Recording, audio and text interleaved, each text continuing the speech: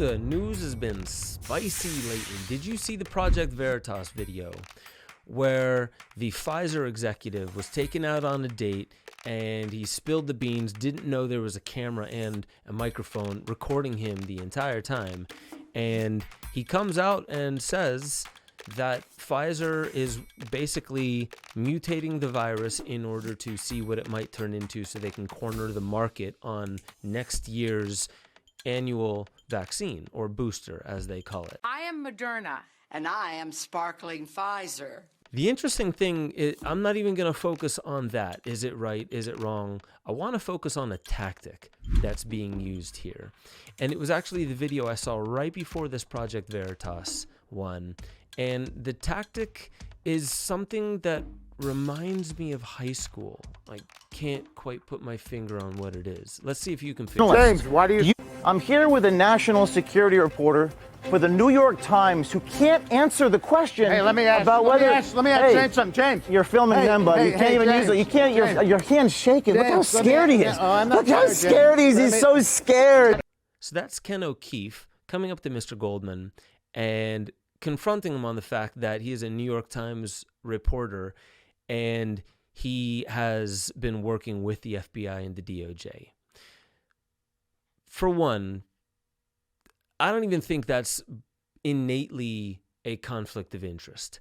For two, I could care less because I already know that kind of stuff is happening. If you go back and look at, I think it was before William Casey, CIA director for Reagan, before him it was William something or another, saying and admitting in an open kind of trial, we have pretty much infiltrated, it's been our job to infiltrate the media, the news. And with that, I've just completely felt that that's probably what's going on.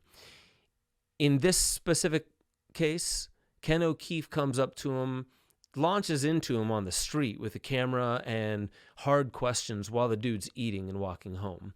So, does he deserve it? Right? That's the big question, is he deserves it. Well, he's colluding with the FBI. He's colluding with the DOJ. I'm not saying there aren't things about that I would disagree with. But when you near jump somebody on the street and you get them to shake and then you point out how they're shaking, how their hand is shaking as he's trying to film you, of course he is, dude. Two dudes jumped out at him on the street and then started, instead of beating him up, talking about his maybe deepest, darkest secrets on camera that he knows will go directly to the internet. He knows that. So of course he's shaking. But we really have to ask ourselves, this tactic, what Ken O'Keefe is doing right here, what is that? Scared he is. Look how scared he is. He's so scared. That's bullying. That's straight up bullying. Now, does this guy deserve it? Who's to say? Should we just take this into our own hands? Yeah, you can talk. That's your First Amendment. That's the First Amendment, right? So do that. That's right. But throwing a camera in somebody's face, bullying them on an emotional level, pointing out that they're scared and their hand is shaking is what high school arguments and fights looked like to me. Actually, I think even high school started getting a bit more mature than that. And I'm not trying to call Ken O'Keefe out here specifically. I think this is a sickness that much of us have. And that sickness, I want to point out, is the fact that bullying is something that is still very much so practiced at the highest levels.